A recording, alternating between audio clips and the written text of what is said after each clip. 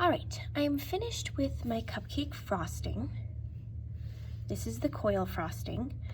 I did some cleanup, which means I took these tools to kind of smooth out the surface to make it look nice and neat and get any extra chunks that were sitting on it. I still have a little bit yet to do. If I get close to the camera here, you can see all these little pieces that are still on there. You can either try using any of these flat tools or loop tools to get that off. The flat tools usually smooth the surface, whereas the loop tools can smooth, but they also can make big gouges into your work, which means it's scooping a chunk out of the clay, and we want to be very careful of that. Other tools that aren't clay tools, but are just little tools that are around office rooms or kitchens, you can use these as well to get those little pieces. And these might be a little bit easier because you can be a little bit more delicate with them, with smoothing or getting those little chunks of clay off of your work. So I'm pretty cleaned up here. So the next thing that I'm gonna do is I'm gonna add some attachments. So those are those embellishments that make your frosting more unique. So maybe you're adding a cookie on top or creating this frosting into something that is decorative, unique, one of a kind of cupcake. So what I'm gonna add to this is a cherry on top and some sprinkles. So to do that, I'm going to create my cherry, get a small piece of clay, roll it into a ball,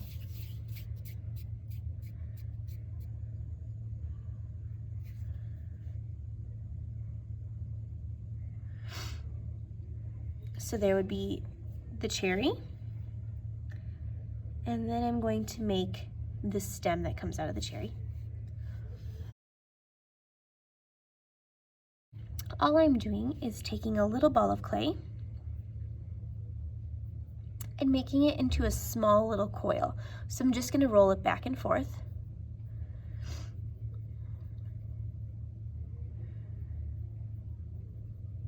until it's the length that I want it.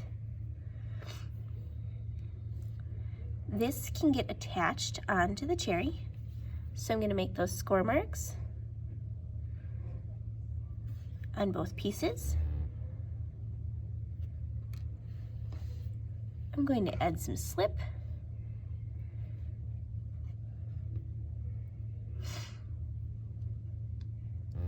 Going to stick the two pieces together.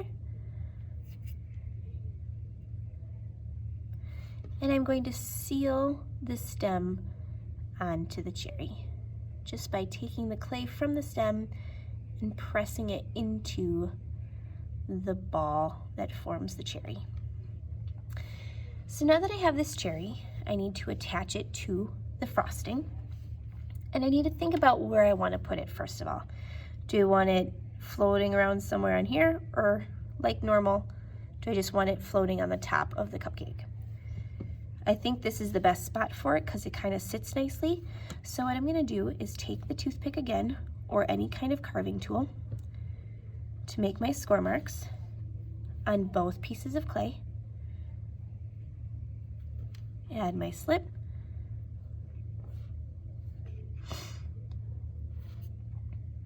Stick it on, making sure that I'm adding a little bit of pressure so that when I remove my hands, it doesn't fall off. And then sealing the cherry onto the frosting. So I'm going to take this toothpick, and I like using the toothpick the best because it has a very small tip, and it's easier just to take the clay from the cherry and smooth it down to the surface of the frosting. So we're sealing that on so that it doesn't break apart or become loose. All right, The next thing I'm going to add are little sprinkles. I'm going to just set this aside. So what I'm going to do is just take little pieces of clay, roll it into a ball, and then roll tiny little coils, just like that. And all I need to do is find the spots where I want to put them, make my score marks, add the slip,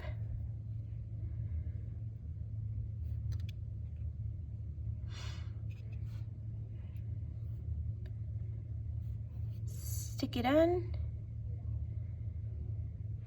and just go right underneath and just try to seal it a little bit.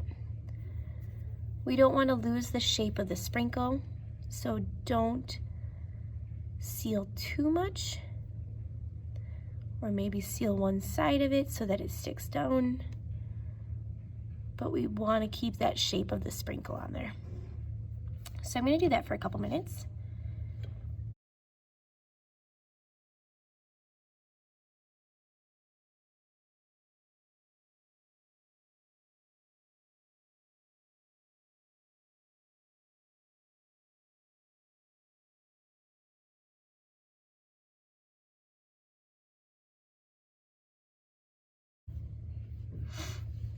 Quick way to do this is to make all the spots that you want your sprinkles to be by making your score marks into your clay and then making a lot of little sprinkles at the same time, because once you get the hang of it, they go pretty quickly.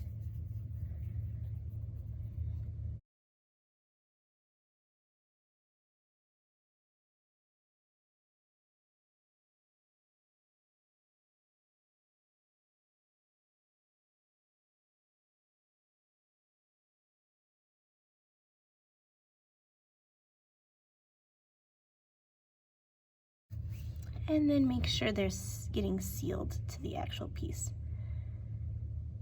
Like I said, try and do this very gently and only in a couple of spots, not all the way around, because we don't want to lose the shape of your details.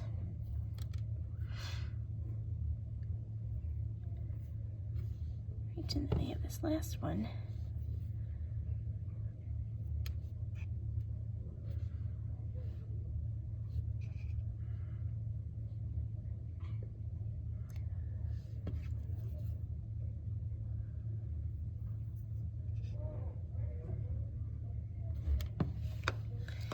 All right, so I have my cupcake frosting with some details.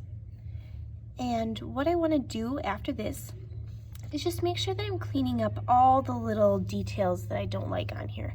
So if I need to clean up any little crease marks or scratches into it, sometimes when I'm working, even though I have short fingernails, sometimes they make little cuts into my work. So I just want to make sure I smooth all of those things out and make it as clean as possible. When it is very smooth, it is easy to paint. When you have rough clay edges, it becomes harder to paint because you have all these ridges that you have to paint around. So just making sure that it's nice and smooth, everything's clearly attached and very stuck on there, it's very secure. Then the last thing I need is an air hole. This is a solid piece that is hollow, so there is no air holes on this side of it, which means there's a big air bubble on the inside. And for it to escape, we need to make an escape hole for that air. So I'm going to flip it upside down and take a toothpick and just twist it or drill it into the clay until you can feel the pressure change, because now it's in the hollow form. So you can feel a difference of pressure when it's going through the thick clay, and then it'll kind of feel like pop, and it'll go into the air hole space. So frosting is done with an air hole. All my attachments are on and secure. The only thing I really need to do is just work on my cleanup, and then I am finished. This will dry for about a week to get all the moisture out before we put it in the kiln. Once it's in the kiln, it will heat up to about 1800 degrees for about 24 hours, cool down for about 72 hours, and then you can get your work back to do the painting process. All right, have fun.